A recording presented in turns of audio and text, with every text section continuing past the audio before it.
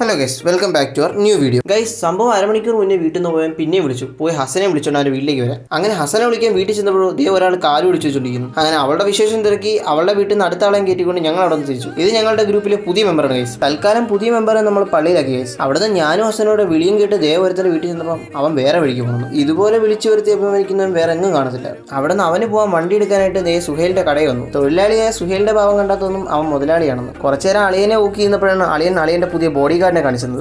അവന്റെ മാത്രമല്ല, കടയുടെ മൊത്തത്തിലുള്ള സെക്യൂരിറ്റി പണി ഏറ്റെടുത്തോ എന്നൊരു സംശയമില്ലാതില്ല. കുറച്ചു നേരം അവിടെ വാങ്ങാത്ത സാധനത്തിന്റെ ലിസ്റ്റ് എടുത്ത് കാര്യങ്ങളും നോക്കി അവിടെ നിന്നു. അവസാനം റിയാസിനെയും പറഞ്ഞിട്ട് ഞങ്ങൾ ഇറങ്ങാൻ വന്നപ്പോൾ ദേ വേറൊരുത്തം പറഞ്ഞു സൽമാൻ. പിന്നെ അവനെയും പറഞ്ഞിട്ട് സുഹേലിനെയും പറഞ്ഞിട്ട് ഞങ്ങൾ അവിടെ നിന്ന് ഇറങ്ങി. തിരിച്ച് ഹസനെ ആക്കിയിട്ട് ഞാൻ വന്നപ്പോൾ ദേ പെരുമഴ. പിന്നത്തെ പരിപാടി രാത്രി ആയിരുന്നു ഗൈസ്. ഞാനും ഹസനോട് നേരെ ശിവയും വിളിച്ച് ഞങ്ങൾ നേരെ സിനിമയ്ക്ക് പോകണം. അതും കാന്താരയാണ് ഗൈസ്. ഒരു രക്ഷയുമില്ല.